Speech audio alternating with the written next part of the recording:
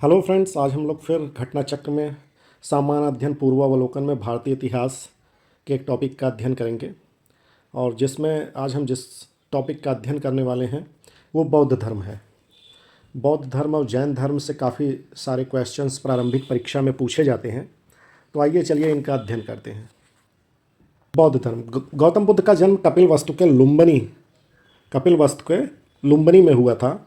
563 ईसा पूर्व में हुआ था। उनके पिता का नाम पिता सुदोधन थे, जो शाक्य गढ़ के प्रधान थे। ठीक है, किस गढ़ के? शाक्य गढ़ के प्रधान थे। उनकी माता का नाम माया देवी महामाया कोलीय गणराज्य कोलीय वंश की कन्या थी। गौतम बुद्ध के बचपन का नाम सिद्धार्थ था। इनका लालन पालन इनकी मौसी प्रजापति गौतमी ने किया था।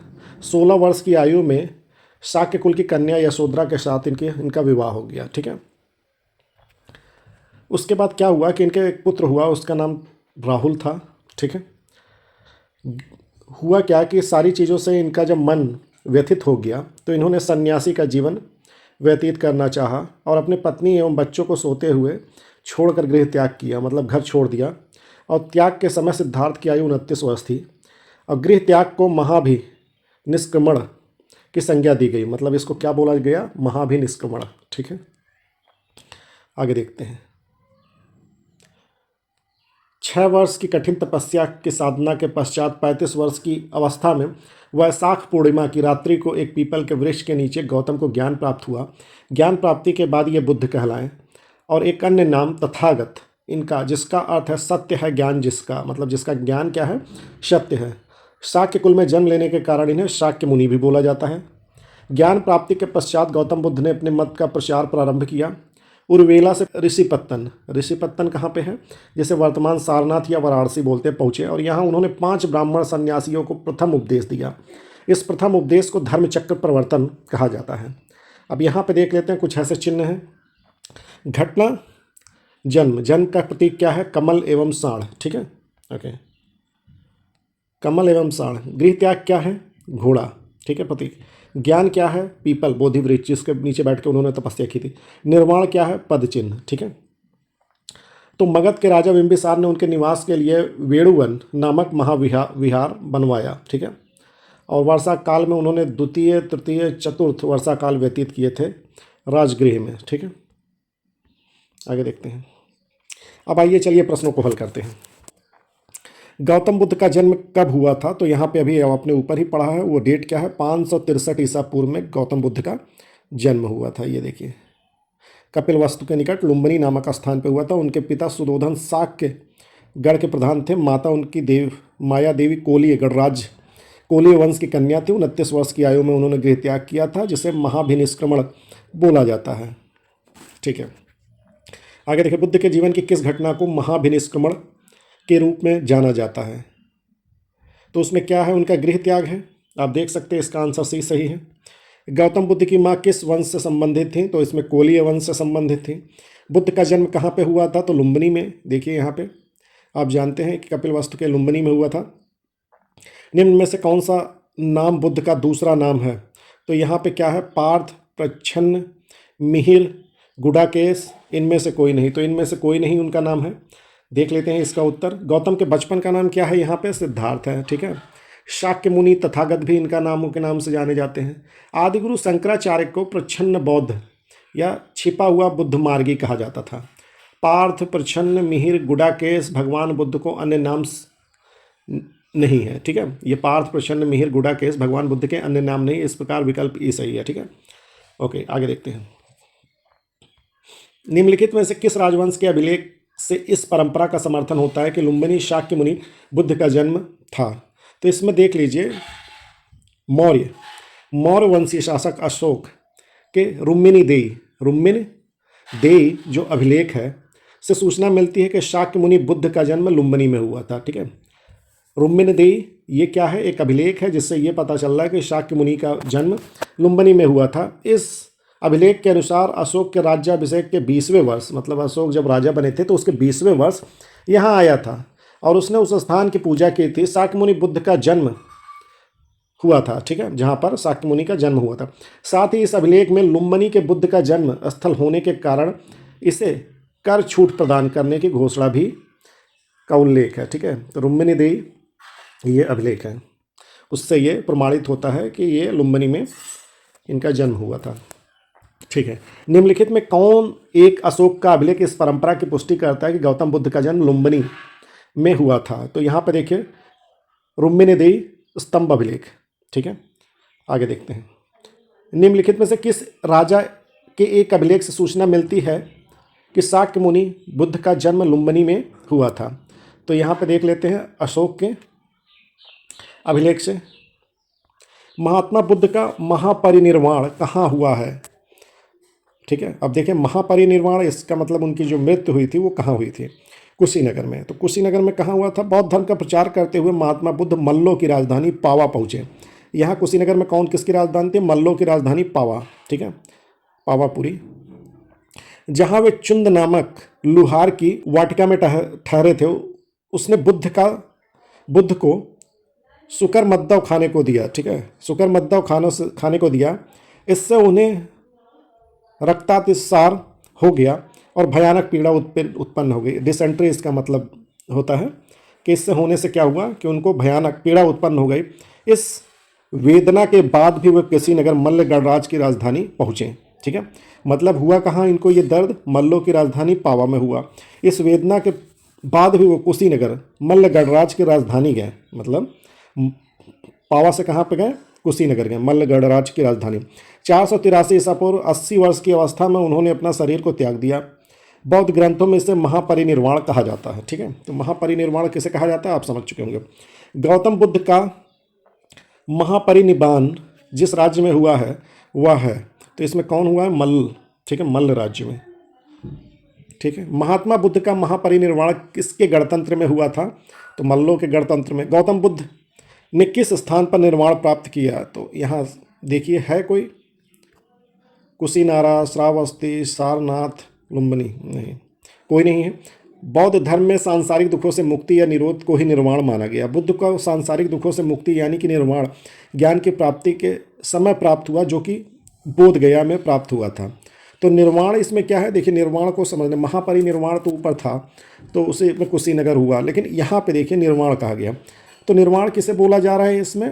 मुक्ति या दुख निरोध। ठीक है, बुद्ध को सांसारिक दुखों से मुक्ति यानी कि निर्वाण ज्ञान प्राप्ति के समय, किसके समय? ज्ञान प्राप्ति के समय हुआ, जो बोध गया में प्राप्त हुआ था। ठीक है, महापरिनिर्वाण मंदिर अवस्थित है। तो महापरिनिर्वाण अवस्थित कहाँ पे है? कुशीनगर में। कुशीनगर में जहाँ पे इनकी मृत्यु हुई थी वहाँ पे उपस्थित है।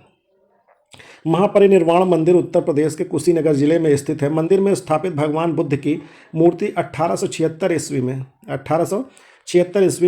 उत्खनन के द्वारा प्राप्त की गई थी। महापरिनिर्वाण मंदिर में विश्व में बौद्ध धर्म के सबसे पवित्र मंदिरों में से एक माना जाता है। ठीक है, तो महापरिनिर्वाण मंदिर विश्व में बौद्ध धर्म के सबसे पवित्र मंदिरों में से एक माना जाता है। निम्नलिखित राज्यों में से किनका संबंध बुद्ध के जीवन से था? तो अब इसमें देखिए कि राज्य है, राज्य में कौन सा ऐसा राज्य है जिसका संबंध बुद्ध के जीवन से था? अवंती, गांधार, कोसल, मगध। तो इसमें देखना होगा किससे था?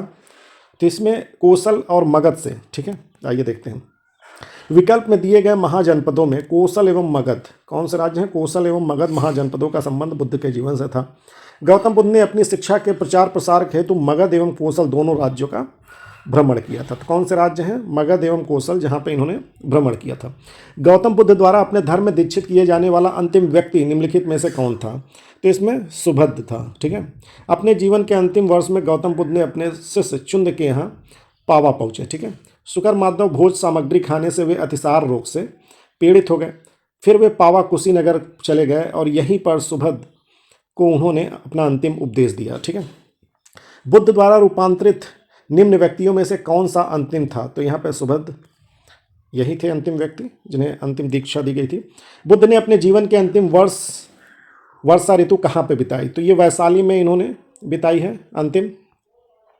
महापरिनिर्वाण सूक्त से उनके जीवन के विविध आयामों एवं काल का निर्धारण किया जाता है, जिसके अनुसार बुद्ध ने अपने जीवन के अंतिम वर्षा ऋतु वैशाली में बिताई थी।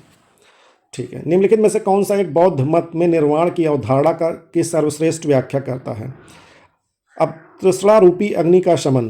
तो इसमें निम्नलिखित में कौन सा एक बौद्ध मत में निर्वाण की अवधारणा की सर्वश्रेष्ठ व्याख्या करता है? तो इसमें तृष्णा रूपी अग्नि का शमन वही है।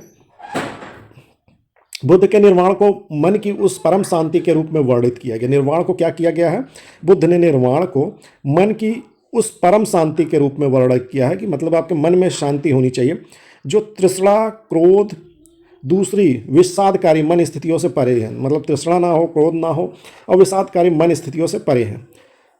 यह शांति तभी प्राप्त होती है जब सभी वर्तमान इच्छाओं का कारण समाप्त हो जाता है। आपकी इच्छा जब समाप्त हो जाएगी तो ही शांति आपके मन को प्राप्त हो जाए और भविष्य में पैदा हो सकने वाली इच्छाओं का जड़ से नाश हो जाए। मतलब भविष्य में भी आपके पास इच्छा ना हो। निर्वाण में तृष्णा और द्वेष के कारण जड़ से समाप्त हो जाते हैं। निर्वाण में तृष्णा और द्वेष के कारण मतलब जिस वजह से आपको तृष्णा हो और द्वेष हो उसके कारण जड़ से ये समाप्त हो जाएंगे, जिससे मनुष्य सभी प्रकार के कष्टों या संसार में पुनर्जन्म के चक्र से छूट जाता है। तो इसमें क्या है? ये सही है। तो निर्वाण की अवधारणा के सर्वश्रेष्ठ मतलब आपके मन में क्या नहीं होना चाहिए? तृष्णा, क्रोध, दूसरी विषादकारी मनोस्थिति से परे होना चाहिए। अलार कलाम कौन थे? तो इसमें ये देखिए अलार कलाम कौन थे? महाविनिष्क्रमण के बाद ज्ञान की खोज में महात्मा बुद्ध अलार कलाम के आश्रम पहुँचे तथा उनसे दीक्षा ली। ठीक है, तो अलार कलाम कौन हुए? ये बुद्ध के गुरु हुए। ओके, अलार कलाम के आश्रम में उन्होंने तपस्या की किंतु वे इससे संतुष्ट नहीं हुए। अलार कलाम सांख्य दर्शन के आचार्य थे तथा अपनी साधना शक्ति के लिए विख्यात थे। तो किस दर्शन के आचार्य थे? शाक्य दर्शन। तो शाक्य दर्शन के गुरु थे अलार कलाम। ठीक है, महात्मा बुद्ध ने अपना पहला धर्म चक्र परिवर्तन किस स्थान पर किया? तो ये विख्यात है, सारनाथ में किया था। ज्ञान प्राप्ति के पश्चात गौतम बुद्ध ने अपने मत का प्रचार प्रारंभ किया। उरुवेला से वह सबसे पहले ऋषिपत्तन वर्तमान में सारनाथ वाराणसी के निकट आए। उरुवेला से ज्ञान प्राप्ति के बाद उन्होंने 5 ब्राह्मण सन्यासियों को पहला उपदेश दिया। इस प्रथम उपदेश को धर्म चक्र परिवर्तन कहा जाता है। ठीक है, आगे देखते हैं। बुद्ध ने अपना पहला उपदेश, देखिए ये भी सारनाथ है। प्रथम प्रवचन किसने दिया? तो कहा सारनाथ में, तो बुद्ध ने दिया, महात्मा बुद्ध ने दिया। गौतम बुद्ध अपना प्रथम उपदेश कहाँ दिए? सारनाथ में दिए। ग्रंथों में उल्लिखित धर्म चक्र परिवर्तन, तो ये सारनाथ में दिया गया, उनका प्रथम उपदेश है। धर्म चक्र परिवर्तन किया गया सारनाथ में किया गया। बुद्ध ने सर्वाधिक उपदेश कहाँ पे दिए? तो श्रावस्ती में उपदेश दिए। बुद्ध ने अपने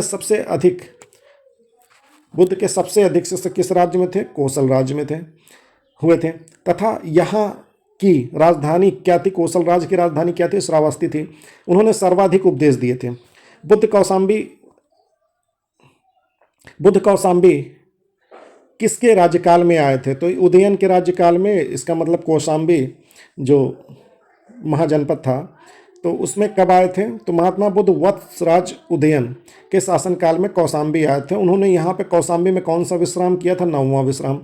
उदयन ने पिंडोला भरद्वाज के प्रभाव से बौद्ध बनने के बाद, उदयन किसके प्रभाव से बना था? पिंडोला भरद्वाज के प्रभाव से बौद्ध बनने के बाद घोषिताराम विहार मतलब जहाँ पे बौद्ध भिक्षु लोग रहते हैं, भिक्षु संघ को दान दिया। ठीक है, बुद्ध की मृत्यु के पश्चात प्रथम बौद्ध संगीति की अध्यक्षता की गई थी। तो किसने? महाकश्यप ने की थी। ठीक है, आगे चलते हैं। प्रथम बौद्ध संगीति इट मीन्स प्रथम जो बौद्ध परिषद था, प्रथम बौद्ध परिषद जो था बुद्ध की मृत्यु के बाद राजगिरी के राजगिरी में कहाँ? सप्तपर्णी गुफा में हुआ था। इस समय मगध का शासक कौन था? अजातशत्रु था। इस संगीति की अध्यक्षता किसने की? महाकश्यप ने की। तथा इसमें बुद्ध के प्रमुख शिष्य आनंद एवं उपाली कौन थे? उनके प्रमुख शिष्य आनंद एवं उपाली भी उपस्थित थे। इसमें बुद्ध की शिक्षाओं का क्या हुआ? संकलन हुआ तथा उन्हें सुत्त और विनय नामक 2 पिटकों में विभाजित कर दिया गया। ठीक है, आनंद तथा उपाली क्रमशः धर्म और विनय के प्रमाण माने जाते हैं। तो विनय में क्या था? उनके कुछ नियम थे और सुत्त में क्या था? हमें लगता है कि आप आगे जाके पढ़ेंगे भी, इसमें उनके शिक्षा से संबंधित था। ठीक है, आगे देखते हैं। प्रथम बौद्ध परिषद का संचालन निम्नलिखित में से किस एक ने किया? तो यहाँ पे आप जानते हैं महाकश्यप ने किया था। सप्तपर्णी गुफा स्थित है राजगिरी में, सप्तपर्णी गुफा स्थित है। भगवान बुद्ध के महापरिनिर्वाण के बाद पहली बौद्ध संगीति कहाँ पे हुई थी? बौद्ध परिषद कहाँ पे हुआ था? तो राजगृह में हुआ था, राजगीर में हुआ था। कश्मीर में कनिष्क के शासनकाल में जो बौद्ध संगीति आयोजित हुई थी उसकी अध्यक्षता किसने की थी? तो वसुमित्र ने की थी उसकी अध्यक्षता। देख लेते हैं। बौद्ध धर्म की चतुर संगीति कुषाण शासक कनिष्क के राज्यकाल में हुआ था। ठीक है, कनिष्क के राज्यकाल में कौन सा हुआ था? चौथी। ठीक है, चतुर्थ कश्मीर के कुंडल वन में हुई थी। इसकी अध्यक्षता कौन कर रहे थे? वसुमित्र कर रहे थे, और इसके उपाध्यक्ष कौन थे? अश्वघोष थे। इस सभा में सांघिकों का वर्चस्व था। ठीक है, महासांघिकों का वर्चस्व। यहाँ बौद्ध ग्रंथों के कठिन अंशों पर सम्यक विचार किया गया। बौद्ध ग्रंथ के जो कठिन अंश हैं उन पर सम्यक पूर्ण रूप से विचार किया गया। प्रत्येक पिटक पर भाष्य लिखकर उन्हें विभाषा शास्त्र नामक टीकाओं में संकलित कर दिया गया। इसमें सारे पिटक पे जो भी पिटक का है उनमें क्या किया गया? टीका लिख के उसे विभाषा शास्त्र नामक टीकाओं में संकलित कर दिया गया। इस समय बौद्ध धर्म हीनयान एवं महायान नामक दो स्पष्ट संप्रदायों में विभक्त हो गया। तो आप जान रहे हैं चतुर्थ बौद्ध संहिता में बौद्ध धर्म हीनयान एवं महायान नामक दो स्पष्ट संप्रदायों में विभक्त हो गया। आगे देखते हैं। बौद्ध धर्म की महायान शाखा औपचारिक रूप से किसके शासनकाल में थी? कनिष्क के शासनकाल में। कनिष्क के शासन काल में बौद्ध धर्म किस नगर में आयोजित किया गया? तो कश्मीर में आयोजित किया गया। किस शासक के काल में चतुर्थ बौद्ध संगति का आयोजन कश्मीर में हुआ था? तो कनिष्क के शासनकाल में हुआ था। चतुर्थ बौद्ध संगति परिषद हुई थी, कनिष्क के शासनकाल में हुई थी। इनमें में से किस शासक ने चतुर्थ बौद्ध संगति कश्मीर में आयोजित की थी? तो कनिष्क ने आयोजित की थी। निम्नलिखित पर विचार कीजिए। बुद्ध में देवत्वारोपण, बोधिस्त्व के पथ पर चलना, मूर्ति उपासना तथा अनुष्ठान। तो इसको विशेषताएं महायान बौद्ध की हैं, तो इसे देखना है, तीनों सही हैं इसमें। महायान बौद्ध मत बुद्ध की लोकोत्तर सत्ता देवत्व में विश्वास करता था। महायान किसमें? बुद्ध को देवता मानते थे और बुद्ध की अनेक अवतारों एवं रूपों में विश्वास करते थे। साथ ही यह बुद्धत्व मार्ग पर चलने वाले बोधिस्त्व कहता था। ठीक है, जो सभी मानव की मुक्ति में सहायता करता है। और ठीक है, बोधिस्त्व के पथ पर चलना इस मत में अनुकरणीय कहा गया है। हिंदू धर्म के प्रभाव में बुद्ध देवत्व के आरोपण के साथ ही अनुष्ठान और मूर्ति पूजा महायान की मुख्य पद्धति बन गई। ठीक है, तो अनुष्ठान और मूर्ति पूजा क्या हो गई? महायान की मुख्य पद्धति बन गई। किस में बन गई? हिंदू धर्म के प्रभाव में आने के बाद। ठीक है, आगे देख लेते हैं। आगे में क्या है? निम्नलिखित 4 स्थानों में हुई बौद्ध संगति का सही कालानुक्रम दिए गए हैं। ठीक है, तो इन्हें ज्ञात करना है। तो इसमें क्या है? सबसे पहले देख लेते हैं। सबसे पहले राजगिरी में हुआ, दूसरा वैशाली में हुआ। तो 2, 1, 4, 3, 2, 1, 4, 3। प्रथम बौद्ध संगति बुद्ध की मृत्यु के तत्काल बाद मगध नरेश आजाद शत्रु के कार्यकाल में कहाँ पे हुआ था? राजगिरी में हुआ था, या राजगीर उसे बोल सकते हैं। कहाँ पे हुआ था? सतपर्णी गुफा में संपन्न हुआ था। द्वितीय बौद्ध संगति का आयोजन किसने किया था? कालाशोक ने किया था। पहले में कौन था? महाअजातशत्रु, और दूसरे में कौन था? कालाशोक के शासनकाल में बुद्ध की मृत्यु के 100 वर्ष बाद। ठीक है, हुआ था। तृतीय बौद्ध संगति किसके में हुआ था? अशोक के शासनकाल में। तो पहला अजातशत्रु, दूसरा कालाशोक, तीसरा अशोक के शासनकाल में कहा हुआ था? पाटलिपुत्र में हुआ था। मोगलीपुत्र तिस्स इसके अध्यक्ष थे। ठीक है, तो मोगलीपुत्र तिस्स इसके अध्यक्ष थे। चतुर्थ बौद्ध संगति कनिष्क के शासनकाल में कुंडलवन कश्मीर में हुई थी। इसकी अध्यक्षता वसुमित्र ने की थी और इसके उपाध्यक्ष कौन थे? अश्वघोष थे। आगे आइए चलते हैं, देखते हैं द्वितीय बौद्ध समिति का आयोजन कहाँ हुआ था। तो द्वितीय बौद्ध समिति का आयोजन कहाँ हुआ था?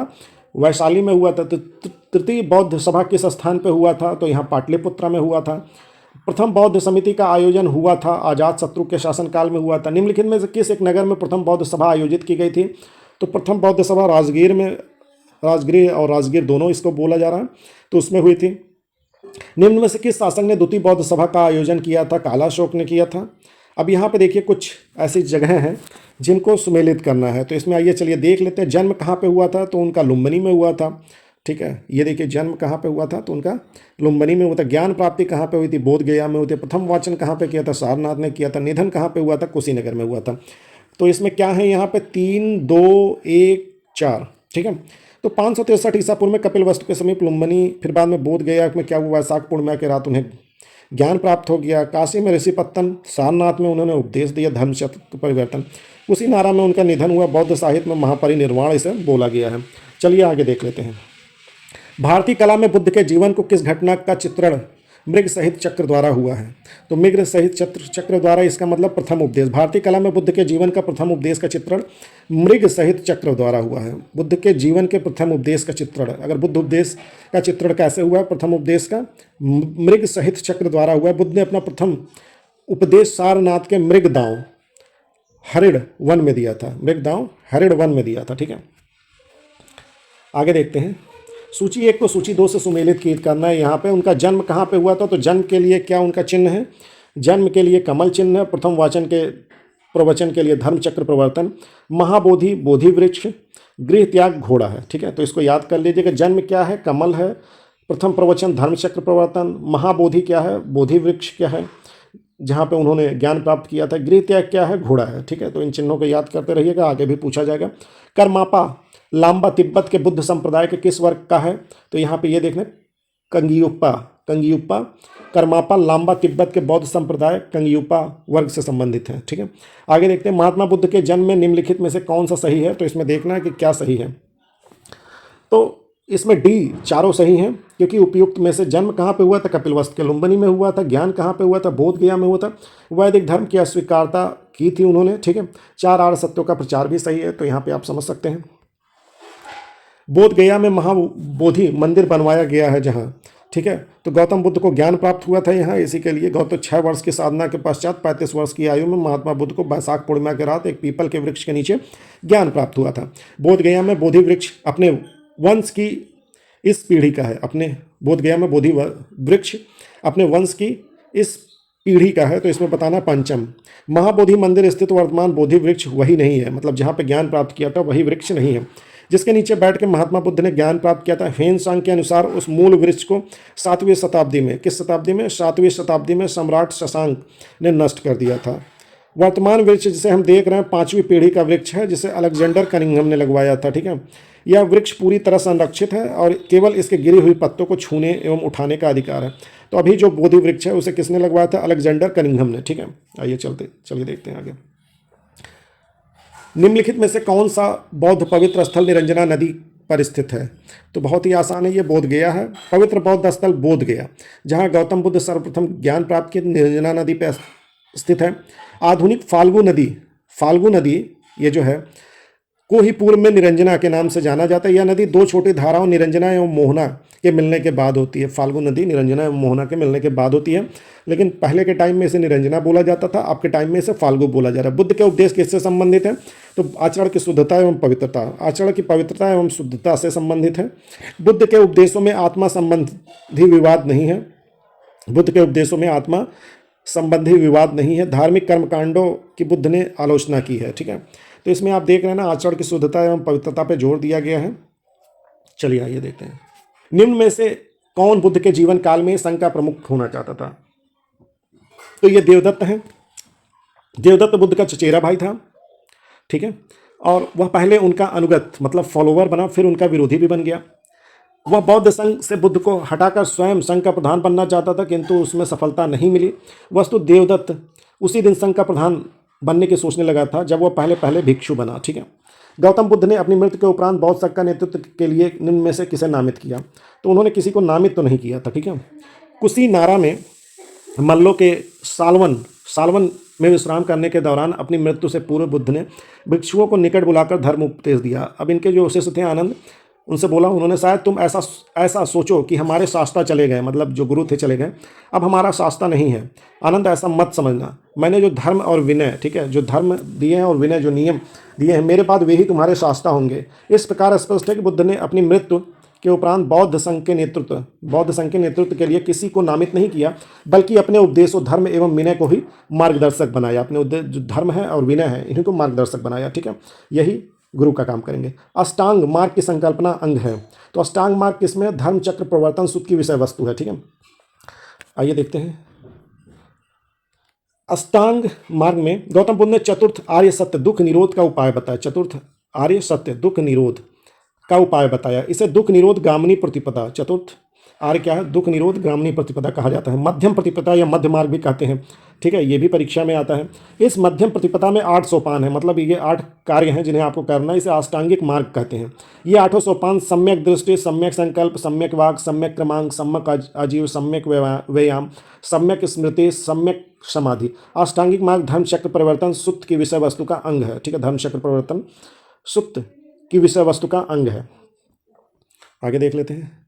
गौतम बुद्ध के बारे में निम्न में से क्या सत्य है, तो वे कर्म में विश्वास करते थे, अब देखिए यहाँ पे गौतम बुद्ध कर्म सिद्धांत में विश्वास करते थे, ये तो सही है। वे आत्मा में विश्वास ना करते हुए भी पुनर्जन्म में करते थे। देखिए जैन एवं बौद्ध धर्म में जो डिफरेंस है वो ये भी है कि उसमें और इसमें ये क्या कर रहे हैं कि ये आत्मा में विश्वास ना करते हुए भी पुनर्जन्म में विश्वास करते थे। बुद्ध के अनुसार चरित्र कर्म पुनर्जन्म होता है, ठीक है। वे निर्वाण प्राप्ति को में भी विश्वास करते थे, वो निर्वाण प्राप्ति में भी विश्वास कर रहे हैं, लेकिन आत्मा में नहीं विश्वास कर रहे हैं, वो पुनर्जन्म में कर रहे हैं, किंतु ईश्वर की सत्ता में विश्वास नहीं करते थे। अतः कथन 1 और 3 सही है, जो किसी विकल्प में नहीं है, इसी के लिए कोई इसका उत्तर नहीं मिला। बौद्ध संघ में भिक्षुड़ियों के रूप में स्त्रियों के प्रवेश की अनुमति बुद्ध द्वारा दी गई। कहाँ पे दी गई बौद्ध धर्म में कि स्त्री भी प्रवेश कर सकती है? वो वैशाली में, ठीक है। स्त्रियों में बौद्ध संघ में भिक्षुड़ियों के रूप में प्रवेश की अनुमति प्रदान की गई। बौद्ध संघ में सर्वप्रथम शामिल होने वाली स्त्री महाप्रजापति गौतमी थी, ठीक है। त्रिपिटक क्या है? अब इनको बौद्ध धर्म के ये त्रिपिटक क्या है आइए देखते हैं, बहुत ही इंपॉर्टेंट है। त्रिपिटक क्या है? बुद्ध के उपदेशों का संग्रह। त्रिपिटक जो है वो बुद्ध के उपदेशों के संग्रह है। बुद्ध की मृत्यु के बाद उनकी शिक्षाओं को संकलित किया गया कि इसमें त्रिपिटक में 3 भागों में बांटा गया, इन्हीं को त्रिपिटक बोले जाते हैं, ठीक है। अब त्रिपिटक क्या है? बुद्ध की शिक्षाओं का संकलन है। इसमें विनय पिटक है। विनय पिटक में क्या है कि संघ संबंधी नियम है, आचार की शिक्षाएं। सुत्त पिटक क्या है? उनके सिद्धांत है धार्मिक। अभिधम्म पिटक क्या है? दार्शनिक सिद्धांत है। तो सुत्त पिटक क्या है? धार्मिक सिद्धांत। अभिधम्म पिटक दार्शनिक सिद्धांत। त्रिपिटक ग्रंथ किससे संबंधित है? तो ये तो अभी ऊपर ही पढ़ रहे हैं, बौद्ध धर्म से संबंधित है। त्रिपिटक किसका धार्मिक पुस्तक है? बौद्ध का धार्मिक पुस्तक है। त्रिपिटक निम्नलिखित में से किससे संबंधित है? बौद्धों से संबंधित है। निम्नलिखित में से किस बौद्ध ग्रंथ में संघ जीवन के नियम प्राप्त होते हैं? तो नियम किस में प्राप्त हो रहे हैं? विनय पिटक में प्राप्त हो रहे हैं। यमक बुद्ध पिटक से संबंधित है अभिधम्म, ठीक है। अभिधम्म पिटक में दार्शनिक सिद्धांत। अभिधम्म पिटक में क्या है? दार्शनिक सिद्धांतों का संग्रह मिलता है, यह प्रश्नोत्तर के रूप में है। अभिधम्म के अंतर्गत 7 ग्रंथ सम्मिलित हैं। धम्म संगड़ी क्या है? धम्म संगड़ी, विभंग, धातु कथा, युगल, पंचती, कथा वतत्थु, यमक, पट्टान, ठीक है। तो 7 ग्रंथ सम्मिलित हैं। इन्हीं ग्रंथों को आप रीड कीजिए कि जिसमें अभिधम्म पिटक में दार्शनिक सिद्धांतों का यह प्रश्नोत्तर के रूप में है। मतलब इसमें अगर देखेंगे तो प्रश्न और उत्तर के तरह इसको विकसित किया गया है। अभिधम्म के अंतर्गत 7 ग्रंथ सम्मिलित हैं। अब इन 7 ग्रंथों के नाम यहाँ पे हैं। निम्न में से किस बौद्ध साहित्य में महात्मा बुद्ध के नैतिक एवं सिद्धांत संबंधित प्रवचन संकलित है? तो सुत्त पिटक में है, ठीक है। नैतिक एवं सिद्धांत तो आपने देखा अभी सुत्त पिटक में है। सुत्त पिटक में महात्मा बुद्ध के नैतिक एवं सिद्धांत संबंधित प्रवचन संकलित हैं, ठीक है। अर्थात बौद्ध धर्म के सिद्धांत, ठीक है, उपदेश संग्रह। जबकि विनय पिटक में संघ संबंधी नियम। विनय पिटक में क्या? संघ संबंधी दैनिक जीवन, आचार विचार, विधि निषेधों आदि का संग्रह है। जातकों में बुद्ध के पूर्व जन्मों की कहानियां हैं। जातक में क्या है? बुद्ध के पूर्व जन्म में। और विनय पिटक में क्या है? नियम है। और सुत्त पिटक में क्या है? यहाँ पे उपदेश है शिक्षा संबंधी। बौद्ध धर्म में त्रिरत्न का क्या अभिप्राय है? तो बुद्ध धर्म संघ बौद्ध धर्म के त्रिरत्न है। बुद्ध की मृत्यु के बाद उनकी शिक्षाओं को संकलित कर 3 भागों में बांटा गया, इन्हीं को त्रिपिटक कहा जाता है। विनय पिटक, सुत्त पिटक, अभिधम्म पिटक, ठीक है। प्राचीन भारत के बौद्ध मठों में पवरन नामक समारोह आयोजित किया जाता था। पवरन कहाँ पे आयोजित किया जा रहा है ये देखिए। वर्षा ऋतु के समय 4 महीनों में बौद्ध भिक्षु क्या करते थे? महाविहारों में निवास करते थे, ठीक है। अब यहाँ पे आप देख लीजिए, वर्षा ऋतु के दौरान मठों में प्रवास के समय भिक्षुओं द्वारा किया गया अपराधों की स्वीकारोक्ति का अवसर होता था, पवरन। इस समय धर्म प्रचार कार्य स्थगित कर दिया जाता था, क्योंकि वर्षा में आना जाना इधर उधर संभव नहीं हो पाता था। वर्षा ऋतु की समाप्ति पर जब पुनः धर्म प्रचार का कार्य प्रारंभ होता था तो बौद्ध भिक्षु क्या करते थे? पवरन नामक समारोह आयोजित करते थे, जिसके पीछे किए गए कार्यों पर विचार करते हुए पीछे के जितने भी कार्य किए गए हैं आगे की कार्य योजना बनाई जाती थी, ठीक है। इसके अतिरिक्त भिक्षु इस समारोह में अपने द्वारा किए गए अपराध को स्वीकार करते थे, पवरन में। आगे देखते हैं, अशोका राम विहार निम्नलिखित में से किस स्थान पर स्थित है? तो अशोका राम विहार देखते हैं कहाँ पे स्थित है, ठीक है। प्रसिद्ध बौद्ध ग्रंथ महावंश के अनुसार मौर्य शासक अशोक ने पाटलिपुत्रा में कहा क्या? अशोकाराम विहार को निर्मित करवाया। कहाँ पे है? ये पाटलिपुत्र में है। इस विहार का निर्माण इंद्रगुप्त नामक थेर भिक्षु के निरीक्षण में हुआ था। तो इंद्रगुप्त के निरीक्षण में हुआ था। तीसरी बौद्ध संगीति सभा भी अशोक के समय में हुई थी। विश्व का सबसे ऊंचा कहा जाने वाला विश्व शांति स्तूप बिहार में कहाँ पे है? तो राजगीर में है। राजगीर की पहाड़ियाँ 400 मीटर की ऊंचाई पर स्थित शांति स्तूप विश्व का सबसे ऊंचा कहा जाने वाला विश्व शांति स्तूप है। तो स्तूप जहाँ पे पूजा किया जाता है, ठीक है। बुद्ध की 80 फुट बड़ी प्रतिमा जो बोध गया में निर्मित की गई है, किसके द्वारा निर्मित की गई? जापानियों द्वारा। अब इसमें ये देख लेते हैं, बुद्ध की 80 फुट ऊंची, कितनी फुट, 80 फुट ऊंची बोध गया में स्थित प्रतिमा लाल ग्रेनाइट, किससे बनी हुई है, लाल ग्रेनाइट और बलुई पत्थर से बनी हुई है। ये कहाँ पे बना है, बोध गया में। कितना ऊंचा है, 80 फुट निर्मित, जिसके निर्माण में 7 वर्ष का समय लगा। यह प्रतिमा जापान के दाइजोकिया संप्रदाय के सहयोग से बना। कौन सा संप्रदाय है, दाइजोकिया संप्रदाय। सर्वप्रथम स्तूप शब्द कहाँ मिलता है, ऋग्वेद में मिलता है। सर्वप्रथम स्तूप शब्द कहाँ मिलता है, ऋग्वेद में प्राप्त होता है। इसके अतिरिक्त अथर्ववेद, वाजस्नेयी संहिता, तैत्तिरीय ब्राह्मण संहिता, पंचविश ब्राह्मण आदि ग्रंथों से स्तूप के संबंध में जानकारी मिलती है। स्तूप का शाब्दिक अर्थ किसी वस्तु का ढेर है। ठीक है, आगे चलते हैं। वह स्तूप स्थल जिसका संबंध भगवान बुद्ध के जीवन की किसी घटना से नहीं रहा है, उसके बारे में बताइए। वह है, तो इसमें देख लें, सांची। बोधगया का स्तूप स्थल बुद्ध की ज्ञान प्राप्ति से है। ठीक है। सारनाथ का धर्मचक्र प्रवर्तन से है। स्तूप कुशीनगर या कुशीनारा के बुद्ध की मृत्यु से संबंधित है, जबकि सांची का बुद्ध के जीवन की किसी विशेष घटना से संबंधित नहीं है। ठीक है, चलिए आगे देखते हैं। निम्नलिखित स्तूपों का सही तैथिक क्रम क्या है, तो निम्नलिखित स्तूपों का देखना। भारहूत एवं सांची के स्तूप की स्थापना कब हुई थी, मौर्य के शासक अशोक के काल में, शासनकाल में। भारहूत एवं सांची किसके शासनकाल में हुई थी, अशोक के। कुछ ऐतिहासिक स्त्रोत धमेक स्तूप भी अशोक के शासनकाल में, मतलब भारहूत एवं सांची एवं धमेक स्तूप का निर्माण काल भी अशोक के शासनकाल को ही मानते हैं। अमरावती स्तूप का निर्माण सातवाहन के समय में हुआ था, तो अमरावती कब हुआ था, सातवाहन के शासनकाल में हुआ था।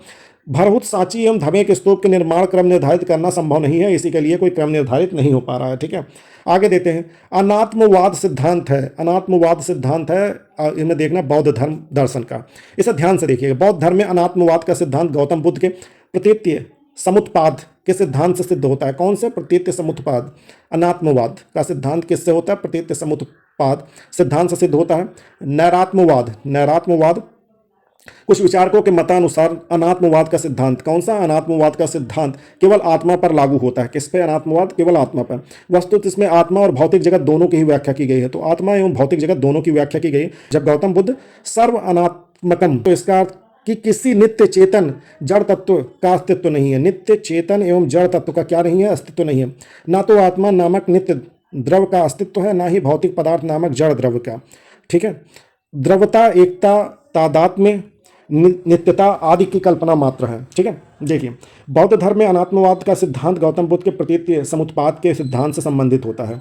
तो अनात्मवाद किससे है, प्रतीत्य समुत्पाद के सिद्धांत से सिद्ध होता है। इसे नैरात्मवाद भी कहा जाता है। तो अनात्मवाद, नैरात्मवाद एक ही है। कुछ विचारकों के मतानुसार अनात्मवाद का सिद्धांत केवल आत्मा पर लागू होता है। वस्तुत आत्मा पर तो लागू होता है, लेकिन आत्मा और भौतिक जगत दोनों की व्याख्या इसमें की गई है। ठीक है, अनात्मवाद सिद्धांत में जब गौतम बुद्ध सर्व अनात्मकम कहते हैं, तो इसका मतलब ये है कि किसी नित्य चेतन या जड़ का अस्तित्व नहीं है, मतलब कोई चीज़ परमानेंट नहीं है। ठीक है, ना तो आत्मा नामक नित्य द्रव्य का अस्तित्व है, आत्मा को मान ही नहीं रहे हैं वो, ना भौतिक पदार्थ नामक जड़ द्रव्य का, मतलब आत्मा का ही मान रहे हैं अस्तित्व, ना भौतिक पदार्थ नामक जड़ का। ठीक है, द्रव्य एकता, तादात्म्य, नित्यता आदि की कल्पना मात्र है। तो समझ गए ना, तो इसमें आत्मा को नहीं मान रहे हैं, भौतिक पदार्थ को नहीं मान रहे हैं। आगे चलते हैं। संसार अस्थिर और क्षणिक है का निम्न में से किससे संबंध है, तो ये भौतिक बौद्ध धर्म से है। बौद्ध धर्म में क्षणिकवाद कहा गया, बुद्ध ने स्वयं को अनित्यवाद, देखिए अभी पीछे किए थे आपने ना, बौद्ध धर्म में क्षणिकवाद को स्वीकार किया, बुद्ध ने स्वयं को अनित्यवाद, ठीक है, का प्रतिपादन किया। क्षणिकवाद अनित्यवाद का तार्किक विकास है, मतलब ये जो क्षणिकवाद है अनित्यवाद का ही विकास है, जो बौद्धोत्तर दर्शन में अस्तित्व में आया, बौद्धोत्तर बाद के दर्शनों में बौद्ध के अस्तित्व में आया। क्षणिकवाद के अनुसार विश्व के प्रत्येक वस्तु का अस्तित्व क्षण मात्र के लिए रहता है, मतलब कोई भी चीज़ ऐसी नहीं है जो परमानेंट है। जिस प्रकार नदी की एक बूंद एक क्षण के लिए सामने आती तथा दूसरे क्षण वो विलीन हो जाती है, उसी प्रकार जगत की समस्त वस्तुएं क्षण मात्र के लिए ही अपनी अस्तित्व कायम रख पाती हैं। तो क्षणिकवाद अनित्यवाद, ठीक है। तो क्षणिकवाद क्या है, कोई चीज़ अस्तित्व में नहीं रहती, क्षणिक भर के लिए कोई चीज़ आपके पास आती है, तो इस किसी चीज़ को आप अपना मत समझें। निम्नलिखित में से किस एशिया के ज्योतिपुंज के तौर पर जाना जाता है, किसे, तो गौतम बुद्ध जी को जाना जाता है। एडविन अर्नोल्ड ने द लाइट ऑफ एशिया नामक काव्य पुस्तक की रचना की, तो इसी को एशिया के ज्योतिपुंज के तौर पर जाना जाता है। निम्नांकित में से किसे एशिया का ज्योतिपुंज के नाम से जाना जा रहा है, तो जाहिर सी बात है भगवान बुद्ध को। क्षणिकवाद का प्रतिपादन किया था, बुद्ध ने किया था। क्षणिकवाद का सिद्धांत बौद्ध दर्शन से संबंधित है। क्षणिकवाद अनित्यवाद, अनित्यतावाद, क्षणिकवाद अनित्यतावाद का तार्किक विकास है, ऊपर हम लोगों ने पढ़ा ही है। बौद्धोत्तर दर्शन में अस्तित्व में आया, इसके अनुसार क्या है कि कोई चीज़ अस्थायी या नित्य नहीं है, नथिंग इज परमानेंट। यहाँ तक कि आत्मा की भी नित्य सत्ता नहीं है। किसकी सत्ता नहीं है, आत्मा की भी नित्य सत्ता, उन्होंने आत्मा को माना ही नहीं है। लोग कहते हैं कि आत्मा जिंदा रहती है, लेकिन ऐसा कुछ भी नहीं है बौद्ध धर्म में। गौतम बुद्ध ने स्वयं अस्थायित्व एवं क्षणिकवाद में भेद किया। अस्थायित्व एवं क्षणिकवाद में भेद किया। उन्होंने आत्मा को क्षणिक तथा भौतिक वस्तुओं का अनित्य कहा, ठीक है। और किसमें उन्होंने भेद किया? अस्थायित्व में और क्षणिकवाद में, ठीक है। भारत के सांस्कृतिक इतिहास के संदर्भ में पारमिता शब्द का सही विवरण निम्नलिखित में से कौन है? तो इसमें देख लेते हैं, परिपूर्णता जिनकी प्राप्ति से बोधिस्त्व पथ प्रस्तुत हुआ, ठीक है, परिपूर्णता। बौद्ध धर्म में बोधिस्तों को बुद्धत्व प्राप्त करने के लिए पारमिता नामक विशिष्ट साधना का वर्णन किया गया है। अब देखिए, बौद्ध धर्म में बोधिस्तों को बुद्धत्व प्राप्त करने के लिए, ज्ञान प्राप्त करने के लिए पारमिता विशिष्ट साधना का वर्णन किया है। पारमिता ही एकमात्र ऐसा साधन है जिसके द्वारा बुद्ध की मान्य पदवी बुद्धत्व की प्राप्ति हुई, ठीक है, पारमिता से, ठीक है। अब देखिए, बोधिचार्यावतार में आचार्य शांतिदेव कहते हैं कि जो साधक बुद्धत्व की प्राप्ति के लिए यत्नवान है, अर्थात जो बोधिस्त्व है, उसे 6 पारमिताओं दान पारमिता, शील पारमिता, शांति पारमिता, वीर पारमिता, ध्यान पारमिता, प्रज्ञा पारमिता को ग्रहण करने चाहिए। इन 6 पारमिताओं में प्रज्ञा पारमिता का प्राधान्यता है, ठीक है। तो बोधिस्त्व प्राप्त करने के लिए आपको इन मार्ग पर चलना होगा। आगे देखते हैं। एर्नोल्ड की पुस्तक द लाइट ऑफ एशिया आधारित है, तो किस पे आधारित है? ललित विस्तार पर। सर एडविन एर्नोल्ड की पुस्तक the light of Asia Lalit विस्तार के विषय वस्तु पर आधारित है। इस पुस्तक का प्रकाशन 1879 ईस्वी में लंदन में किया गया था, ठीक है। द लाइट ऑफ एशिया कहाँ पर प्रकाशित किया गया? 1879 ईस्वी में लंदन में किया था और ललित विस्तार के विषय वस्तु पर संबंधित है, ठीक है। बौद्ध धर्म के महायान और हीनयान संप्रदायों में सर्वाधिक मौलिक अंतर क्या है? तो सर्वाधिक मौलिक अंतर देवी पूजा, देवी देवताओं की पूजा है। बौद्ध धर्म में हीनयान महायान सम्मान, हीनयान बुद्ध को एक महापुरुष मानते हैं, पुरुष की संज्ञा दे रहे हैं, जबकि महायान उन्हें देवता मान रहा है, उनकी पूजा करने लगे। इसके साथ ही अनेक बोधिस्तों की भी पूजा की जाने लगी, मतलब बुद्ध के बाद भी ऐसे कई बौद्ध गुरु हैं जिनकी पूजा की जा रही। गौतम बुद्ध को एक देवता का स्थान किस राजा के युग में प्राप्त हुआ? क्योंकि कनिष्क के शासनकाल में चौथी बौद्ध संगति हुई थी, तो कनिष्क के शासनकाल में चतुर्थ बौद्ध संगति में धर्म हीनयान एवं महायान नामक 2 स्पष्ट स्वतंत्र संप्रदायों में विभक्त हो गया। महायान शाखा में बुद्ध को देवता माना गया तथा उनकी पूजा की जाने लगी महायान शाखा में। कनिष्क के काल में बौद्ध धर्म की महायान शाखा के तहत गौतम बुद्ध को एक देवता का स्थान प्राप्त किया। क्या हुआ? देवता का स्थान। भारत में पहले जिस मानव प्रतिमाओं की पूजा किया गया वह थी बुद्ध की। सबसे पहले जिस प्रतिमा की पूजा किया गया वो बुद्ध की प्रतिमा थी, मूर्ति थी, ठीक है। उसके बाद सारे धर्मों के मूर्ति की पूजा की गई। बौद्ध धर्म के महायान शाखा के अनुयायियों ने सर्वप्रथम बुद्ध की मूर्ति स्थापित करके उनकी पूजा आरंभ की। आगे देखते हैं। देश में निम्न में से किसने मूर्ति पूजा की नींव रखी है? तो देश में निम्न में से बौद्ध धर्म ने मूर्ति पूजा की नींव रखी। महायानियों ने सर्वप्रथम बुद्ध की प्रतिमा स्थापित करके पूजा आरंभ की। गांधार शैली की मूर्ति कला में बुद्ध के सारनाथ में हुए, गांधार शैली की मूर्ति कला में बुद्ध के सारनाथ में हुए प्रथम धर्मोपदेश से संबद्ध प्रवचन मुद्रा का नाम है, तो इसमें धर्मचक्र नाम है, ठीक है। सारनाथ धर्मचक्र परिवर्तन। गांधार कला की उत्पत्ति का स्रोत एशिया माइनर है, तो गांधार कहाँ से निकला है? एशिया माइनर से निकला है।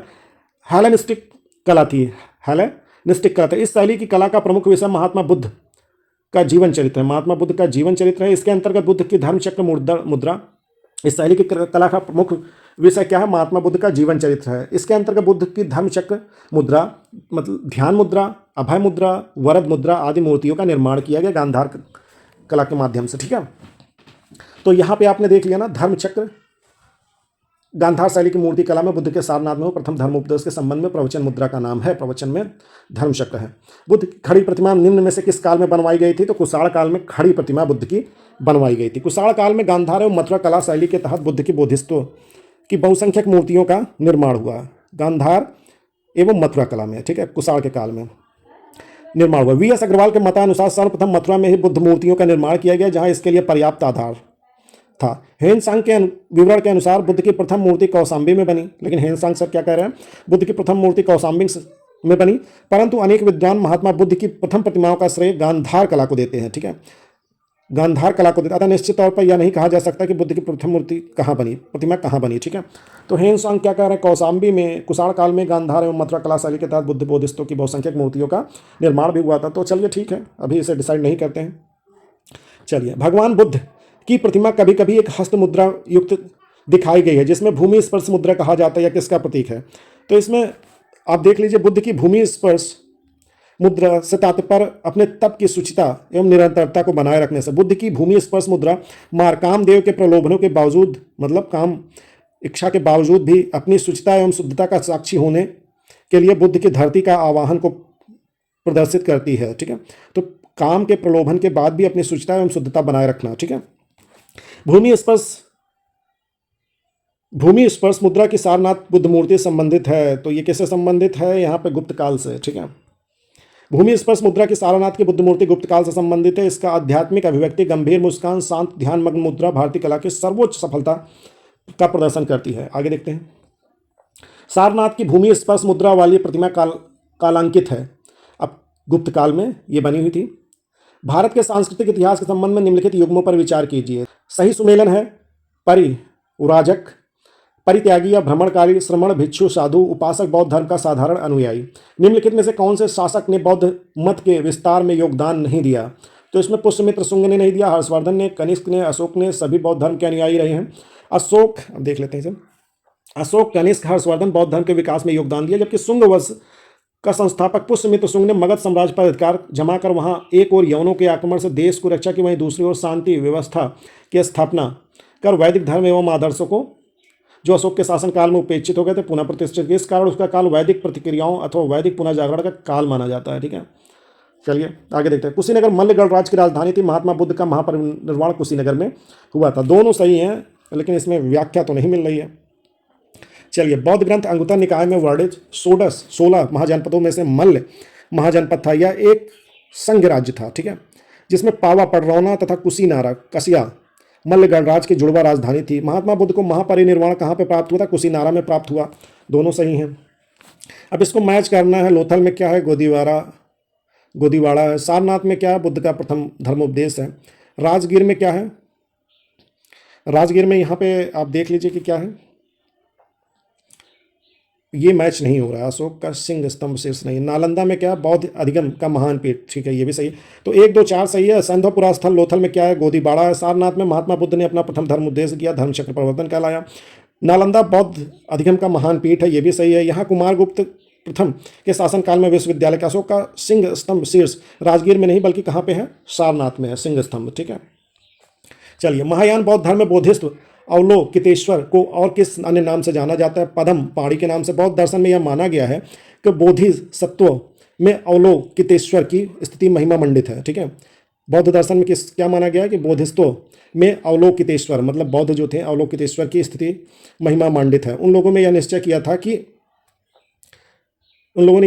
था कि वे तब तक बुद्ध नहीं बनेंगे जब तक किसी सभी मनुष्यों का निर्वाण नहीं प्राप्त हो जाता। ठीक है, वस्तुत बौद्ध धर्म पर हिंदू धर्म का प्रभाव परिलक्षित होता है। अवलोकितेश्वर नारायण या पदम पाणी विष्णु का भी एक नाम है। ठीक है, चलिए, हिंदू धर्म के प्रभाव के नाते इसका ये नाम पड़ा। भारत के धार्मिक इतिहास के संदर्भ में निम्नलिखित कथनों पर विचार कीजिए। स्थाविरवादी महायान बौद्ध धर्म से संबंधित है। लोकोत्तरवादी संप्रदाय बौद्ध धर्म के महासंघिका संप्रदाय की एक शाखा है। महासंघिकाओं द्वारा बुद्ध के देवत्वरोपण ने महायान बौद्ध धर्म को प्रोत्साहित किया। तो इसमें 2-3 सही है, देख लीजिए। परंपरागत नियम में आस्था रखने वाले संप्रदाय, मतलब जो परंपरागत नियम में आस्था रखते हैं, पुराने नियमों में, उसको क्या है? संप्रदाय स्थिर। ठीक है, क्या बोला जा रहा है? स्थिर या थेरवादी कहलाया। मतलब थेरवादी किसमें विश्वास करेंगे? परंपरागत। स्थिरवाद बौद्ध धर्म के हीनयान शाखा से संबंध है। ठीक है, स्थिरवाद बौद्ध धर्म के किस शाखा से संबंधित है? हीनयान शाखा से। इसका नेतृत्व महाकच्चायन, ठीक है, ने किया। परिवर्तन के साथ नियम को स्वीकार करने वाला संप्रदाय महासंघिका कहलाया तथा इसका नेतृत्व महाकश्यप ने किया। लोकोत्तर संप्रदाय बौद्ध धर्म के महासंघिका संप्रदाय की एक शाखा है। लोकोत्तरवादी संप्रदाय बौद्ध धर्म के महासंघिका संप्रदाय की एक शाखा है। बौद्ध धर्म में लोकोत्तरवाद निकाय 18 निकायों में से एक है। तो इसमें से एक बार फिर से देख लीजिए। परंपरागत नियम में आस्था रखने वालों का संप्रदाय स्थिर या थेरवादी कहलाया गया। ये सब हीनयान शाखा से संबंध है और ये परंपरागत नियम में विश्वास रखते हैं। इसका नेतृत्व महाकच्चायन ने किया। परिवर्तन के साथ नियम को स्वीकार करने वाला संप्रदाय महासंघिका कहलाया था तथा इसका नेतृत्व कौन कह रहा था? महासंघिका का नेतृत्व कौन कह रहा है? महाकश्यप ने किया। लोकोत्तरवादी बौद्ध संप्रदाय बौद्ध धर्म के महासंघिका संप्रदाय की एक शाखा है। तो महासंघिका से निकली हुई है लोकोत्तरवादी संप्रदाय। बौद्ध धर्म में लोकोत्तरवाद निकाय 18 निकायों में से एक है। आगे देखते हैं। भारतीय इतिहास के संबंध में निम्नलिखित में से कौन भावी बुद्ध है जो संसार की रक्षा हेतु अवतरित होंगे? तो भावी मैत्रेय, ठीक है, ये रक्षा के लिए अवतरित होंगे। बौद्ध मान्यताओं के स्थान मैत्रेय संस्कृत एक बोधिस्त्व जो पृथ्वी पर भविष्य में अवतरित होंगे और बुद्धत्व प्राप्त करेंगे, ज्ञान प्राप्त करेंगे, विशुद्ध धर्म की शिक्षा देंगे। मैत्रेय के अवतरण की भविष्यवाणी ऐसे समय की गई जब इस लोक में अनैतिकता या अनाचार इतना बढ़ जाएगा कि मानव असुरक्षित होता दिखेगा। सुरक्षा के लिए लोग इधर उधर भटकेंगे, सर्वत्र त्राही त्राही मच जाएगी और मानव जीवन संघर्षमय बनता दिखेगा। ऐसे आपातकाल में बोधिस्त्व मैत्रेय भूतल पर भविष्य के बुद्ध के रूप में अवतार लेंगे, ठीक है। बोधिसत्व तो मैत्रेय वह पुनः बौद्ध धर्म की स्थापना करेंगे और सभी मानवों को सुख शांति एवं समृद्धि प्रदान करेंगे, ठीक है। आगे देख लेते हैं। भारत के धार्मिक इतिहास के संबंध में निम्नलिखित कथनों पर विचार कीजिए। बोधिसत्व बौद्ध मत के हीनयान संप्रदाय की केंद्रीय संकल्पना है। बोधिसत्व अपने प्रबोध के मार्ग पर बढ़ता हुआ करुणामय है। आगे देखते हैं। इसमें बोधिसत्व समस्त सचेतन प्राणियों को उनके प्रबोध के मार्ग पर चलने में सहायता करने के लिए स्वयं की निर्वाण प्राप्ति विलंबित करता है। आइए इसे समझते हैं। बोधिसत्व क्या है? बोधिसत्व बौद्धयान के महायान संप्रदाय का आदर्श एवं केंद्रीय संकल्पना है। बोधिसत्व क्या है? महायान संप्रदाय का आदर्श एवं केंद्रीय संकल्पना है। बौद्ध धर्म में बोधिसत्व सत्य के लिए प्रबुद्ध शिक्षा दिए हुए, सत्य के लिए प्रबुद्ध को कहते हैं, ठीक है। जो बौद्ध होते हैं सत्य के लिए प्रबुद्ध शिक्षा दिए हुए को कहते हैं। पारंपरिक युग से महान दया से प्रेरित बोधिचित्त जनित सभी संवेदनशील प्राणियों के लाभ के लिए सहज इच्छा से बुद्धत्व प्राप्त करने वाले को बोधिसत्व कहते हैं। बुद्धत्व ज्ञान प्राप्त कर लीजिए तो उससे क्या होगा, वही बोधिसत्व होते हैं, ठीक है। 10 पारमिताओं का पूर्ण पालन करने वाला बोधिसत्व कहलाता है। बुद्ध बनना ही बोधिसत्व के जीवन की पराकाष्ठा है। मतलब अगर बुद्ध बनना चाहते हैं तो बोधिसत्व के जीवन की पराकाष्ठा है। एक समय बोधिसत्व जाके बुद्ध की श्रेणी में आएगा। बौद्ध धर्म का अंतिम लक्ष्य संपूर्ण मानव समाज में दुख का अंत है, ठीक है। बौद्ध धर्म के अनुसार 4 आर्य सत्य हैं: दुख, दुख समुदय, दुख निरोध तथा दुख निरोध का मार्ग। बौद्ध धर्म के अनुयायी अष्टांगिक मार्ग के अनुसार जीवन जीकर अज्ञानता और दुख से मुक्ति और निर्वाण पाने की कोशिश करते हैं। तो इसमें आप जान गए ना, बोधिसत्व समस्त सचेतन प्राणियों को उनके प्रबोध ज्ञान के मार्ग पर चलने में सहायता करने के लिए स्वयं की निर्वाण प्राप्ति विलंबित करता है, ठीक है। आगे देखते हैं। बोधिसत्व पदम पाणी का चित्र सर्वाधिक प्रसिद्ध और प्राय चित्रकारी है। तो इसमें अजंता में है। गुफा संख्या 1 की बोधिसत्व पदम पाणी का चित्र अजंता चित्रकला की श्रेष्ठ कलाकृतियों में से एक है, ठीक है। इसे 6ठी शताब्दी ईस्वी के अंत में निष्पादित किया गया। अजंता की चित्रकला में बोधिसत्व पदम पाणी की चित्र इसमें 6ठी शताब्दी ईस्वी के अंत में निष्पादित किया गया। चित्र में बोधिसत्व पदम पाणी राजसी शैली एक नीलम जड़ित मुकुट पहना हुआ है। बोधिसत्व पदम पाणी क्या हुआ है? एक नीलम जड़ित मुकुट पहने हुए हैं। उसके लंबे काले बाल मनोहरी रूप से झुके रहे हैं। रमणीय रीति से अलंकृत यह आकृति आदम कद से भी बड़ी है। इसमें उसके दाहिने हाथ कुछ रुके हुए तथा कमल के पुष्प को पकड़े हुए दर्शाए गए हैं। तो पद्म पाणी के बारे में है, इसे पढ़ लीजिए। हीनयान अवस्था का विशालतम एवं सर्वाधिक विकसित शैलकृत चैत्रगृह है कार्ले हीनयान, ठीक है, जो परंपरागत नियमों में विश्वास करते थे। हीनयान अवस्था का विशालतम एवं सर्वाधिक विकसित शैलकृत चैत्रगृह कार्ले स्थित है। यह पुणे के मालवा तालुका में स्थित है, ठीक है। शैलकृत चैत्रगृह कार्ले में स्थित है। यह पुणे महाराष्ट्र के मालवा तालुका में कार्ले स्थित है। निम्नलिखित में से किस शैलकृत गुफा में 11 सिरों के बोधिसत्व का अंकन है? तो कन्हरी में है। सलसेती द्वीप में स्थित, कहाँ पे है? सलसेती द्वीप में स्थित कन्हरी गुफाएं महाराष्ट्र में मुंबई शहर का एक प्रमुख पर्यटन स्थल है। ये गुफाएं संजय गांधी राष्ट्रीय उद्यान परिसर में स्थित है। संजय गांधी राष्ट्रीय उद्यान में ये कन्हरी की गुफाएं हैं।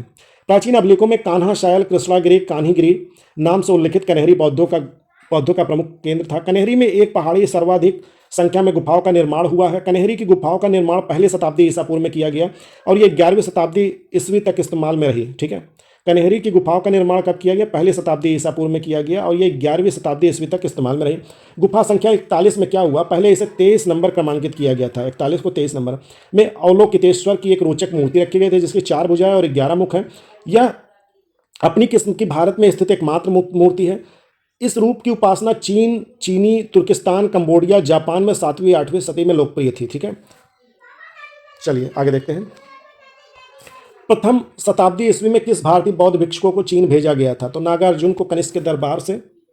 तो एक महान विभूति थी कनिष्क के दरबार में महान। उसने अपनी पुस्तक माध्यमिक कारिका सापेक्षता सिद्धांत को प्रस्तुत किया। चीनी मान्यता के अनुसार नागार्जुन ने चीन की यात्रा कर वहां बौद्ध शिक्षा प्रदान किया, ठीक है। नागार्जुन ने चीन की यात्रा की और वहां बौद्ध शिक्षा प्रदान किया। शून्यता के सिद्धांत का सर्वप्रथम प्रतिपादन करने वाला यही नागार्जुन माध्यमिक या शून्यवाद मत के प्रवर्तक नागार्जुन है। माध्यमिक शून्यवाद, जिनका प्रसिद्ध रचना माध्यमिक कारिका, इसे सापेक्षवाद कहा जाता है, जिसके अनुसार प्रत्येक वस्तु किसी न किसी कारण से उत्पन्न हुई और यह उन पर निर्भर है, ठीक है। हर वस्तु का कोई ना कोई कारण। नागार्जुन ने प्रतीत में समुत्पाद को ही शून्यता कहा है, ठीक है। तो आगे चलते हैं। नागार्जुन किस बौद्ध संप्रदाय के थे? तो इसमें माध्यमिक बौद्ध संप्रदाय के, ठीक है। बौद्ध शिक्षा का केंद्र है तो विक्रमशिला बौद्ध शिक्षा का केंद्र है। प्राचीन काल में बौद्ध के 3 प्रमुख केंद्र थे, नालंदा, वल्लभी, विक्रमशिला। नालंदा बिहार आधुनिक पटना के दक्षिण में है, आधुनिक पटना के दक्षिण में 40 मील की दूरी पर बड़गांव नामक ग्राम में है। ठीक है। महायान बौद्ध धर्म की शिक्षा का प्रमुख केंद्र है, ये महायान की शिक्षा का प्रमुख केंद्र है नालंदा। वल्लभी गुजरात के कठियावाड़ा क्षेत्र में आधुनिक वल नामक स्थान पर स्थित पश्चिम भारत शिक्षा एवं संस्कृति का प्रमुख केंद्र है। ठीक, तो वल कहाँ पे है? वल्लभी के गुजरात में है, नाम से ही पता चल रहा है। या हीनयान, वल्लभी के गुजरात में कौन सा? हीनयान बौद्ध धर्म की शिक्षा का प्रमुख केंद्र था। विक्रमशिला बिहार के आधुनिक भागलपुर में 24 मील पूर्व की ओर पत्थरघाट नामक पहाड़ी पर स्थित है। विक्रमशिला कहाँ है? 24 मील पूर्व की ओर पत्थरघाट नामक पहाड़ी पर स्थित है। विक्रमशिला के महाविहार की स्थापना पाल नरेश धर्मपाल ने की थी। उसने यहाँ मंदिर, कौन किया था? धर्मपाल ने। उसने यहाँ मंदिर तथा मठ भी बना। वाराणसी हिंदू संस्कृति एवं धार्मिक शिक्षा का प्रमुख केंद्र था।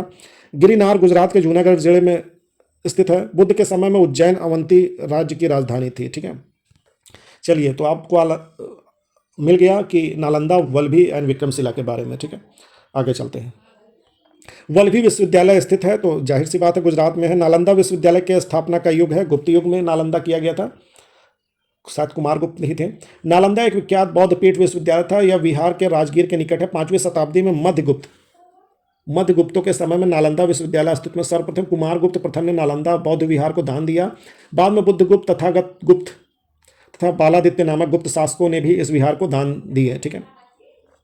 नालंदा विश्वविद्यालय के संस्थापक कुमारगुप्त हैं। सांग के अनुसार नालंदा विश्वविद्यालय का संस्थापक शक्रादित्य से बौद्ध धर्म के त्रिरत्नों के प्रति महती श्रद्धा के कारण इसकी स्थापना करवाई। शक्रादित्य की पहचान कुमारगुप्त प्रथम 415 से 455 ईसा पूर्व के बीच में थे। ये तो ईसा के बीच में थे, सॉरी, ईसा, जिसकी प्रसिद्ध उपाधि महेंद्रदित्य थी। ठीक है, कुमारगुप्त शुक्रादित्य के। आगे देखते हैं, नालंदा विश्वविद्यालय किसके लिए प्रसिद्ध है? तो नालंदा विश्वविद्यालय बौद्ध दर्शन के लिए विश्व प्रसिद्ध है। यहाँ पे कौन आया था अध्ययन के लिए? चीनी यात्री ह्वेनसांग आए थे। और नालंदा किस से संबंधित है? किस शाखा से? महायान से। नीचे दिए गए कथन है, इसको देखना। 12वीं शताब्दी के अंत तक नालंदा महाविहार का पतन हो गया था। महाविहार को राजकीय पद से मिलना बंद हो गया था। तो इसमें देखते हैं यही है। तो नालंदा में एक विख्यात बौद्ध पीठ एवं विश्वविद्यालय था। दक्षिण बिहार में राजगीर, वर्तमान में राजगीर के निकट स्थित है। कहाँ पे है? राजगीर या राजगीर। सदी के मध्य एवं गुप्तों के समय में नालंदा स्थित विश्वविद्यालय अस्तित्व में आया। गुप्त के समय में, क्योंकि उन्होंने ही बनवाया। 6ठी शताब्दी में भारत में तंत्रवाद का विकास हुआ। पाल शासक धर्मपाल ने विक्रमशिला विश्वविद्यालय की स्थापना की। आगे पाल शासकों ने तंत्रवाद की शिक्षा पर केंद्रित विक्रमशिला को अधिक महत्व दिया। नालंदा उपेक्षित होने लगा। ठीक है, तो तंत्रवाद देख रहे हैं आ रहा है। तो तंत्रवाद से क्या हो रहा है इसमें कि विक्रमशिला को महत्व दिया जा रहा है, नालंदा को नहीं। तथा 12वीं शताब्दी के अंत तक उसका क्रमिक पतन हो गया। बाद में बख्तियार खिलजी ने द्वारा इसे जलाकर अंतिम रूप में नष्ट कर दिया। इस तरह नालंदा के पतन में राजकीय प्रश्रय का अभाव ही एक कारण है। ठीक है। नौ नालंदा महाविहार किसके लिए विख्यात है? तो नौ नालंदा महाविहार आधुनिक अध्ययन केंद्र है। आधुनिक अध्ययन का आधुनिक केंद्र है, जिसे बिहार सरकार ने वर्ष 1951 में नालंदा में स्थापित किया। इस केंद्र में बौद्ध एवं पाली अनुसंधान संस्थान है। बौद्ध एवं पाली सीखना हो तो वहाँ पे जाइए। यहाँ बड़ी संख्या में श्रीलंका, जापान, कोरिया, तिब्बत, भूटान आदि देशों से पाली एवं बौद्ध अध्ययन पर अनुसंधान हेतु विद्यार्थी आते हैं। निम्नलिखित में से कौन से बौद्ध धर्म और जैन धर्म दोनों में समान रूप से विद्यमान है? कौन से बौद्ध और जैन धर्म दोनों में समान रूप से विद्यमान है? तप और भोग की अति का प्रहार, वेद प्रमाण के प्रति अनास्था, कर्मकांडों की फलवत्ता का निषेध, प्राणियों की हिंसा का निषेध। तो यहाँ पे देख लेते हैं 1 और 2 है, 2, 3, 4 है। कैसे है आइए देखते हैं। तो तप, आत्मदमन और भोग की अति का प्रहार, तप और भोग की अति का प्रहार एवं मध्यम मार्ग का अनुसरण केवल बौद्ध धर्म में किया गया था। ठीक है, जैन धर्म में नहीं किया गया था। जबकि वेदों की प्रमाण्यता के प्रति अनास्था, कर्मकांडों की फलवत्ता का निषेध, प्राणियों की हिंसा का निषेध दोनों धर्मों में किया था। तो इसमें जो एक अलग है, भोग की अति का प्रहार या मध्यम मार्ग का अनुसरण किसमें किया था? बौद्ध धर्म में, जैन धर्म में नहीं किया गया था। जबकि वेदों के प्रति अनास्था, कर्मकांडों की निषेध, प्राणियों की हिंसा का निषेध, ये दोनों में किया गया था। तो आप समझ सकते हैं सही उत्तर यही है। प्राचीन भारतीय इतिहास के संबंध में निम्नलिखित में कौन से बौद्ध धर्म, जैन धर्म दोनों समान रूप से विद्यमान थे? तो इसमें 2-3 वेद प्रमाणों के प्रति अनास्था, कर्मकांडों की फलवत्ता का निषेध, तप और भोग की अति का प्रहार सिर्फ बौद्ध धर्म था। निम्नलिखित में कौन सी बात बौद्ध धर्म तथा जैन धर्म में सामान्य नहीं थी? तो यहाँ पे आत्मदमन। ठीक है, भगवान बुद्ध ने निम्नलिखित 4 आर्य सत्यों का प्रतिपादन किया है। तो नीचे दिए गए कोड का प्रयोग करके उन्हें सही कीजिए। तो सही क्रम में रखिए। तो इसमें क्या है? दुख का कारण, और उसके बाद दुख निरोध का मार्ग। ठीक है, तो आप यहाँ देख सकते हैं ADBC। संबोधि, गौतम बुद्ध को प्रतीत्म समुत्पाद के सिद्धांत का बोध हुआ। संबोधि में गौतम बुद्ध को प्रतीत्म समुत्पाद, इस कारण इस कार्य कारण सिद्धांत को उन्होंने संपूर्ण जगत पर लागू किया। मतलब अगर कोई दुख है तो उसका क्या कारण, जिन 4 आर्य सत्यों का उपदेश दिया वे इस प्रकार है। दुख, संसार सर्वत्र में दुख ही है, जीवन दुखों एवं कष्टों से पूर्ण है। दुख समुदय, प्रत्येक वस्तु का कोई ना कोई कारण अवश्य, अगर दुख है तो उसका कौन सा कारण है ये भी जान लीजिए। अतः दुख का भी कारण है। दुख निरोध, दुख का अंत संभव भी है, अगर आपके पास दुख है तो संभव भी है। किस तरीके से संभव है? दुख निरोध गामिनी प्रतिपदा, दुख के प्रति मूल अविद्या का विनाश का उपाय अष्टांगिक मार्ग है। अष्टांगिक मार्ग को फॉलो कीजिए और दुख आपके अंदर से खत्म हो जाएगी। ठीक है, आगे देखते हैं। बौद्ध तथा जैन दोनों में ही विश्वास करते थे। अब किसमें विश्वास? कर्म एवं पुनर्जन्म के सिद्धांत सही हैं। अब बुद्ध तथा महावीर दोनों ही 6ठी शताब्दी ईसा पूर्व में धार्मिक क्रांति के अग्रदूत थे। दोनों ने वैदिक कर्म कांडों एवं वेदों की अपौरुषेयता का समान रूप से विरोध किया। अहिंसा एवं सदाचार पर दोनों ने बल दिया तथा दोनों ही कर्मवाद एवं पुनर्जन्म में विश्वास रखते हैं। कर्मजात एवं पुनर्जन्म में विश्वास रखते हैं। लेकिन इसमें देखिए कि ये आत्मा में भी विश्वास नहीं रखते हैं बौद्ध धर्म में। आप ध्यान रखिएगा, पुनर्जन्म में विश्वास रखना ये अलग बात है। पुनर्जन्म नहीं होता है, आत्मा की सत्ता नहीं है, तो पुनर्जन्म। अब देख लीजिए इसमें क्या सही है। सबसे पहले पुनर्जन्म तो ऊपर ही बताया जा रहा है कि हो रही है। आत्मा की सत्ता नहीं है, बौद्ध धर्म नहीं मान रहा। प्रतीत्म समुत्पाद ही बुद्ध के उपदेशों का सार है। बुद्ध के उपदेशों का सार क्या है? प्रतीत्म समुत्पाद। ठीक है, ब्राह्मण ग्रंथों द्वारा प्रतिपादित वेदों की अपरुष्यता, आत्मा की अमरता को सिद्धांत को उन्होंने स्वीकार नहीं किया, परंतु आत्मा के अस्तित्व को अस्वीकार करने के बावजूद वे पुनर्जन्म तथा कर्म के सिद्धांत को मानते। आत्मा के अस्तित्व को अस्वीकार करने के बावजूद आत्मा को नहीं मान रहे बौद्ध धर्म में, फिर भी वो पुनर्जन्म को मान रहे, कर्म के सिद्धांत को मानते हैं। उनके अनुसार जीवन विभिन्न अवस्थाओं की संतति है। विभिन्न अवस्थाओं की संतति है, जब एक दूसरे पर निर्भर करती है। किसी अवस्था की उत्पत्ति उसकी पूर्ववर्ती अवस्था से होती है। ठीक है, तो पीछे वही कर्मों का फल है। आगे बौद्ध धर्म के विषय में कौन सा कथन सही है? तो इसमें यह देख लीजिए, उपयुक्त में से कोई नहीं सही है। वर्ण एवं जाति को अस्वीकार नहीं किया। ठीक है, उसने ब्राह्मण वर्ग की सर्वोच्च सामाजिक कोटि को चुनौती दिया। उसने कुछ एक शिल्पों को निम्न माना। तो कौन सा कथन इसमें है? 1 2 3 तीनों है। आइए देखते हैं। बौद्ध धर्म में वर्ण व्यवस्था को स्वीकार तो किया गया, वर्ण व्यवस्था को स्वीकार तो किया गया, लेकिन उसने ब्राह्मण वर्ण की सर्वोच्च सामाजिक स्थिति को स्वीकार नहीं किया। बौद्ध धर्म कुछ शिल्पों को निम्न माना गया। बौद्ध धर्म के विस्तार के कारणों में सम्मिलित है। बौद्ध धर्म के विस्तार के कारण में ये चारों कारण सम्मिलित हैं। बौद्ध धर्म की सादगी, दलितों के लिए विशेष अपील, मिशनरी भावना तथा स्थानीय भाषा का प्रयोग बौद्ध धर्म के विस्तार के प्रमुख कारण है में सम्मिलित है। जबकि दार्शनिकों द्वारा वैदिक भावना की सुदृढ़ता इसमें शामिल नहीं थी। आगे देखते हैं। आरंभिक मध्ययुगीन समय में बौद्ध धर्म का पतन किन कारणों से शुरू हुआ? तो इसमें देख लेते, केवल एक उस समय तक बुद्ध विष्णु के अवतार समझे जाने लगे, वैष्णव धर्म का हिस्सा बन गया। ठीक है, बौद्ध धर्म का पतन किन कारण से शुरू हुआ? आरंभिक मध्ययुगीन समय में भारत में बौद्ध धर्म का पतन इसलिए भी हुआ, समय बुद्ध विष्णु के अवतार समझे जाने लगे थे। कथन 2 और 3 सही नहीं है, अभिष्ट उत्तर ए ही होगा। ठीक है, भारत के धार्मिक इतिहास के संदर्भ में निम्नलिखित कथनों पर विचार कीजिए। सौतांत्रिक सम्मिति जैन मत के संप्रदाय थे। सर्वास्तिवादियों की मान्यता थी कि दृढ़ विषय के अवयव पूर्णतः क्षणिक नहीं है, अपितु अव्यक्त रूप में सदैव विद्यमान रहते हैं। तो B2। आइए देख लेते हैं कैसे। सौतांत्रिक एवं सम्मिति जैन मत के संप्रदाय नहीं है। ठीक है, अपितु बौद्ध मत के संप्रदाय हैं, अतः कथन 1 असत्य है। ठीक है, किसके हैं? बौद्ध मत के संप्रदाय हैं। सर्वास्तिवाद में 3 शब्द, सर्वम अस्तिवाद, सर्वम अर्थात सभी तत्व। इस प्रकार तिथि बौद्ध संगति में जिन भिक्षुओं ने सभी तत्वों का अस्तित्व सभी कालों में स्वीकार किया, वे संगति को छोड़कर कश्मीर चले गए। मतलब तिथि बौद्ध संगति में क्या हुआ? जिन भिक्षुओं ने सभी तत्वों को अस्तित्व सभी कालों में स्वीकार किया, वे छोड़ के कहाँ जा रहे हैं? कश्मीर जा रहे हैं। ठीक है, सर्वास्तिवाद कहलाएं। ठीक है, जो कश्मीर चले गए वो क्या हुआ? सर्वास्तिवाद, सभी कालों में अस्तित्व को स्वीकार कर रहे हैं। कनिष्क के काल में चौथी बौद्ध संगति कश्मीर में सर्वास्तिवादियों द्वारा आयोजित हुआ। अब इनका प्रभाव लगभग पूरे देश में फैल गया। ठीक है, आगे देखते हैं। निम्नांकित कथनों पर विचार कीजिए। चैत्य एवं विहार में क्या अंतर है? तो इसको बहुत ही आसान है, B इसका आंसर है। चैत्य पूजा स्थल होता है, जबकि विहार निवास स्थल। ठीक है, चलिए आगे देखते हैं। तो चैत्य का शाब्दिक अर्थ चिता संबंधी। चैत्य का शाब्दिक अर्थ चिता संबंधी। शवदाह के पश्चात बचे हुए अवशेषों को भूमि में गाड़कर उनके ऊपर जो समाधि बनाई गई है, उन्हीं को प्रारंभ में चैत्य या स्तूप का। इन समाधियों में पुरुषों के धातु अवशेष सुरक्षित हैं, अतः चैत्य उपासना के केंद्र बन गए। कालांतर में बौद्धों ने इन्हें अपनी उपासना का केंद्र बना लिया। चैत्य गृहों के समीप ही भिक्षुओं के रहने के लिए आवास बनाए गए, जिन्हें विहार कहा गया था। तो चैत्य में क्या है? पूजा गृह हो गया, एक तरीके से पूजा स्थल हो गया, एंड विहार निवास स्थान हो गया। कुछ शैलकृत बौद्ध गुफाएं को चैत्य कहते हैं, जबकि अन्य को विहार। दोनों में क्या अंतर है? वही अंतर है। तो बी ही चैत्य पूजा स्थल, जबकि बिहार बौद्ध भिक्षुओं का निवास स्थान है। चैत्य गुफा के दूर के सुल्तानी युग में बौद्धों की कौन सी शाखा सबसे प्रभावशाली है? वज्रयान शाखा। मध्यकाल में बौद्धों की वज्रयान शाखा सबसे अधिक प्रभावशाली थी। वज्रयान का सबसे अधिक विकास 8वीं शताब्दी में हुआ तथा इसके सिद्धांत मंजू, श्री मूल कल्प या गुहा समाज नामक ग्रंथों में मिलते हैं। चलिए इसी के साथ अंत करते हैं।